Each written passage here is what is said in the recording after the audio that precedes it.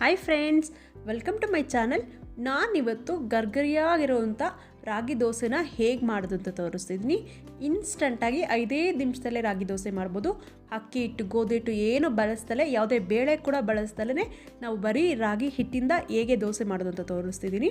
ಹಾಗೆ ನಮಗೆ ಪ್ರತಿದಿನ ಮುದ್ದೆ ತಿನ್ನೋದಕ್ಕೆಲ್ಲ ಬೇಜಾರಾಗಿರುತ್ತಲ್ಲ, ಬರೀ ರಾಗಿ ಹಿಟ್ಟು ಬಳಸ್ಕೊಂಡು ನಾವು ಹೇಗೆ ದೋಸೆ ಮಾಡ್ಕೊಬೋದು ಅಂತ ತೋರಿಸ್ತಿದ್ದೀನಿ. ಅದಕ್ಕೂ ಮೊದಲು ನೀವಿನ್ನು ನಮ್ಮ ಚಾನಲ್ಗೆ ಸಬ್ಸ್ಕ್ರೈಬ್ ಆಗಿಲ್ಲ ಅಂದರೆ ಪ್ಲೀಸ್ ಸಬ್ಸ್ಕ್ರೈಬ್ ಆಗಿ. ಹಾಗೆ ರಾಗಿ ದೋಸೆ ಇನ್ಸ್ಟಂಟಾಗಿ ಹೇಗೆ ಮಾಡೋದು ಅಂತ ನೋಡೋಣ. ಮುದ್ದೆ ಮಾಡೋಕ್ಕೆ ಬರ್ದಿಲ್ದವರೆಲ್ಲ ಈ ದೋಸೆನ ಆರಾಮಾಗಿ ಮಾಡ್ಕೊಂಡು ತಿನ್ಬೋದು. ಫಸ್ಟ್ ನಾವೀಗ ಒಂದು ಪಾತ್ರೆ ತೊಗೊಂಡಿದ್ದೀನಿ. ಪಾತ್ರೆಗೆ ಕುದಿಯೋದಕ್ಕೆ ನೀರು ಇಟ್ಕೊಂಡಿದ್ದೀನಿ. ಚೆನ್ನಾಗಿ ನೀರು ಕುದೀಲಿ. ಈಗ ಇನ್ನೊಂದು ಬೌಲ್ಗೆ ರಾಗಿ ಹಿಟ್ಟು ಹಾಕ್ಕೊಳ್ತಾ ಇದ್ದೀನಿ. 1 ಕಪ್ಪಷ್ಟು ರಾಗಿ ಹಿಟ್ಟು ಹಾಕ್ಕೊಂಡಿದ್ದೀನಿ. ಸಾಲ್ಟ್ ಹಾಕ್ಕೊಳ್ಳೋಣ. ಈಗ ಕುದ್ದಿರೋಂಥ ನೀರು ಹಾಕ್ಕೊಳ್ತಾ ಇದ್ದೀನಿ. ಇನ್ನೊಂದು ಸ್ವಲ್ಪ ನೀರು ಹಾಕ್ಕೊಳ್ಳೋಣ, ಸಾಕಾಗೋದಿಲ್ಲ. ಇದನ್ನು ಚೆನ್ನಾಗಿ ಮಿಕ್ಸ್ ಮಾಡ್ಕೊಳ್ಳೋಣ. 1 ಸ್ಪೂನ್ ತೊಗೊಂಡು ನಮಗೆ ತಣ್ಣಗಾಗಬೇಕು ಅಷ್ಟೇ. ಇದು ತಣ್ಣಗಾಗೋವರೆಗೂ ಇದನ್ನು ಸ್ವಲ್ಪ ಹೊತ್ತು ಬಿಡೋಣ. ಒಂದು 5 ನಿಮಿಷ ತಣ್ಣಗಾಗೋದಕ್ಕೆ ಬಿಡೋಣ, ಸಾಕಿದ್ದನ್ನು. ಒಂದು 5 ನಿಮಿಷ ತಣ್ಣಗಾಗಲಿ. ಅದನ್ನೊಂದು ಕ್ಯಾಪ್ ಮುಚ್ಚಿಬಿಟ್ಟು ಒಂದು 5 ನಿಮಿಷ ಬಿಡೋಣ. ಈಗ ಒಂದು ಪಾತ್ರೆಯಲ್ಲಿ ಕುದಿಯೋದಕ್ಕೆ ನೀರು ಇಟ್ಕೊಂಡಿದ್ದೀನಿ. ನಾನು ಈ ಚಟ್ನಿ ಮಾಡ್ತಾಯಿದ್ದೀನಿ. ಟೊಮೆಟೊ ಚಟ್ನಿ ಹೇಗೆ ಮಾಡ್ತು ಅಂತ ತೋರಿಸ್ತಿದ್ದೀನಿ. ಟೊಮೆಟೊ ಹಾಕೋಣ. ಇಂಟು ಟೈಪ್ ಕಟ್ ಮಾಡ್ಕೊಂಡಿದ್ದೀನಿ, ಪ್ಲಸ್ ಥರ. ಹಸಿರು ಮೆಣಸಿನ್ಕಾಯಿ ಹಾಕೋಣ. ನಾನಿಲ್ಲಿ ಖಾರಕ್ಕೆ 3 ಹಾಕ್ಕೊಂಡಿದ್ದೀನಿ ಹಸಿರು ಮೆಣಸಿನ್ಕಾಯಿ. ನಿಮಗೆ ಜಾಸ್ತಿ ಖಾರ ಬೇಡ ಅಂದರೆ 2 ಹಸಿರು ಮೆಣಸಿನ್ಕಾಯಿ ಹಾಕ್ಕೊಂಡ್ರೆ ಸಾಕಾಗುತ್ತೆ. ಟೊಮೆಟೊ ಹಾಗೆ ಹಸಿರು ಮೆಣಸಿನ್ಕಾಯನ್ನ ಚೆನ್ನಾಗಿ ಬೇಯಿಸ್ಕೊಳ್ಬೇಕು. ಚೆನ್ನಾಗಿ ಬೇಯಲಿ ಇದು. ನೋಡಿ, ಈಗ ಬೆಂದಿದೆ. ನೆಕ್ಸ್ಟ್ ನಾನೀಗ ಒಂದು ಕುಟ್ಟಾಣಿ ತಗೊಂಡಿದ್ದೀನಿ. ಇದಕ್ಕೆ ಒಂದು 5 ರಿಂದ 6 ಬೆಳ್ಳುಳ್ಳಿ ಹಾಕೋಣ.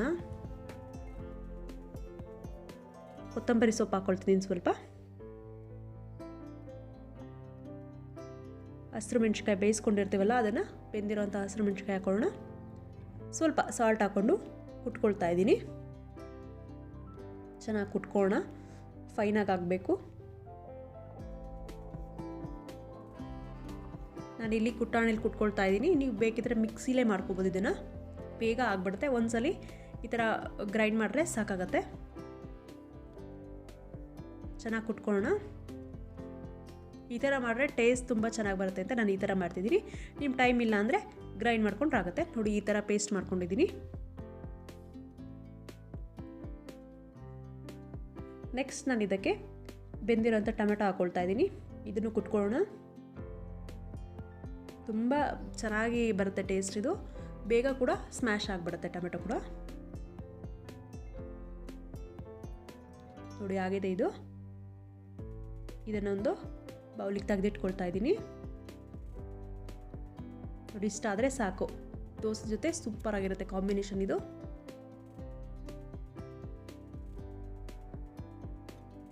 ಸೈಡಿಗೆ ಬೌಲಿಗೆ ತೆಗೆದಿಟ್ಕೊಳ್ಳೋಣ. ಈ ಬೇಡ ನಮ್ಮ ಕೈಯಲ್ಲಿ ಇದು ಮಾಡೋಕ್ಕಾಗಲ್ಲ ಅಂದರೆ ಮಿಕ್ಸಿ ಜಾರ್ಗೆ ಹಾಕ್ಕೊಂಡು ರುಬ್ಕೋಬೋದು. ಜಾಸ್ತಿ ರುಬ್ಬಾರ್ದು, ಸ್ವಲ್ಪ ತರಿಯಾಗಿ ರುಬ್ಕೊಂಡ್ರೆ ಸಾಕು.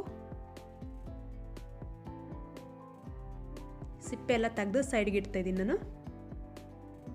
ನೀವು ರುಬ್ಕೊಳ್ಳೋದಕ್ಕೆ ಮಿಕ್ಸಿಗೆ ಹಾಕ್ಕೊಳ್ತೀರಾ ಅಂದರೆ ಸಿಪ್ಪೆ, ಟೊಮೆಟೊ ಸಿಪ್ಪೆ ತೆಗೆದ್ಬಿಟ್ಟು ಹಾಕ್ಕೊಂಡ್ರೆ ಸರಿ ಹೋಗುತ್ತೆ.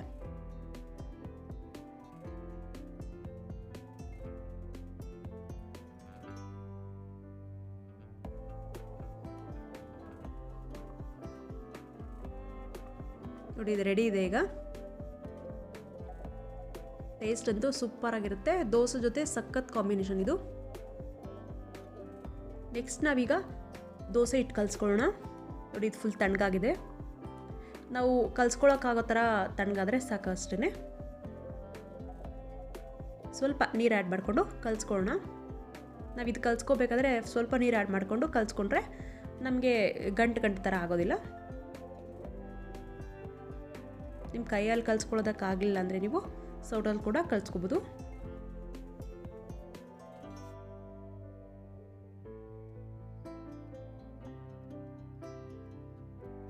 ನಾನು ಬೀಟರಲ್ಲಿ ಕಲಿಸ್ಕೊತಿದ್ದೀನಿ. ತುಂಬ ಸಾಫ್ಟಾಗಿ ಆಗುತ್ತೆ ಅದರಲ್ಲಿ ಮಾಡ್ಕೊಳ್ಳೋದ್ರಿಂದ.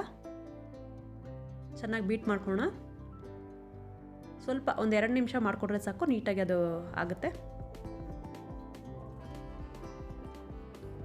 ನೀರು ಆ್ಯಡ್ ಮಾಡ್ಕೊಳ್ಳೋಣ ಸ್ವಲ್ಪ, ಇನ್ನೊಂದು ಸ್ವಲ್ಪ. ನೋಡಿ ಇಷ್ಟು ಮಾಡ್ಕೊಂಡಿದ್ದೀನಿ. ಫಸ್ಟು ಈ ಹದದಲ್ಲಿ ನಾವು ನೀಟಾಗಿ ಬೀಟ್ ಮಾಡ್ಕೋಬೇಕು.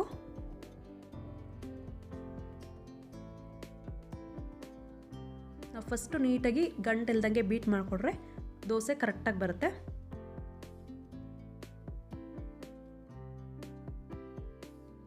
ನೋಡಿ ಆಗಿದೆ ಇದು. ಈ ಹದದಲ್ಲಿ ಮಾಡ್ಕೊಂಡಿದ್ದೀನಿ ನೋಡಿ, ಕರೆಕ್ಟಾಗಿ ಅದು ಗಂಟೆಲ್ಲ ಆಗ್ದಂಗೆ ದೋಸೆ ಹಿಟ್ಟಾಗುತ್ತೆ. ನೆಕ್ಸ್ಟ್ ನಾನು ಇದಕ್ಕೆ 1 ಕಪ್ಪಷ್ಟು ರಾಗಿ ಹಿಟ್ಟು ಹಾಕ್ಕೊಳ್ತಿದ್ದೀನಿ.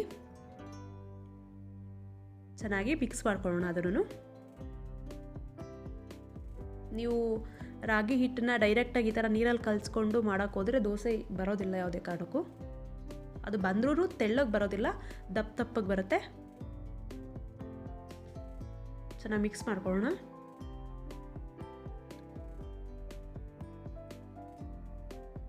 ನೀವು ಬೇಕಿದ್ರೆ ನೀರು ಸೇರಿಸ್ಕೊಂಡು ಮಿಕ್ಸ್ ಮಾಡ್ಕೋಬೋದು, ಮಿಕ್ಸ್ ಮಾಡಬೇಕಾದ್ರೆ. ನೋಡಿ ಈಗ ಆಗಿದೆ, ಇದು ರೆಡಿ ಆಗಿದೆ. ಇದು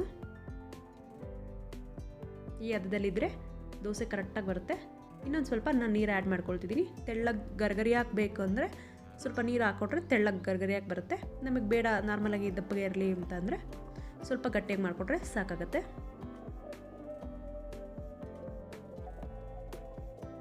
ನಾನು ಈ ರಾಗಿ ದೋಸೆಗೆ ಸ್ವಲ್ಪ ಕೂಡ ಅಕ್ಕಿ ಹಿಟ್ಟು ಬಳಸಿಲ್ಲ, ಗೋಧಿ ಹಿಟ್ಟು ಬಳಸಿಲ್ಲ. ನೆಕ್ಸ್ಟ್ ನಾನೀಗ ತವಾ ಇಟ್ಕೊಳ್ತಾ ಇದ್ದೀನಿ. ಆಯಿಲ್ ಹಾಕ್ಕೊಂಡು ಈರುಳ್ಳಿಲಿ ಹಚ್ಕೊಳ್ತಾ ಇದ್ದೀನಿ ನಾನು, ದೋಸೆ ಚೆನ್ನಾಗಿ ಬರುತ್ತೆ ಅಂತ. ಈಗ ಕಲಸಿರೋಂಥ ರಾಗಿ ಹಿಟ್ಟನ್ನ ಹಾಕ್ಕೊಳ್ಳೋಣ. ನೋಡಿ ಎಷ್ಟು ಚೆನ್ನಾಗಿ ಬರ್ತಿದೆ ಅಂತ. ಈ ಥರ ಹೋಲ್ ಬಂದ್ರೇ ಅದು ದೋಸೆ ಕರೆಕ್ಟಾಗಿದೆ ಅದ ಅಂತ ಅರ್ಥ. ಶುಗರ್ ಇರೋರಿಗೆ ಪ್ರತಿದಿನ ರಾಗಿ ಮುದ್ದೆ ತಿನ್ನಬೇಕು ಅಂತ ಹೇಳ್ತಾರೆ. ಆದರೆ ಪ್ರತಿದಿನ ರಾಗಿ ಮುದ್ದೆ ತಿನ್ನೋಕ್ಕೆ ಕೆಲವ್ರು ಕಷ್ಟಪಡ್ತಿರ್ತಾರೆ. ಅಂಥವ್ರಿಗೆ ಈ ಥರ ದೋಸೆ ಮಾಡಿಕೊಟ್ರೆ ಖುಷಿಯಾಗಿ ತಿಂತಾರೆ. ಅಷ್ಟು ಚೆನ್ನಾಗಿರುತ್ತೆ ದೋಸೆ ಇದು.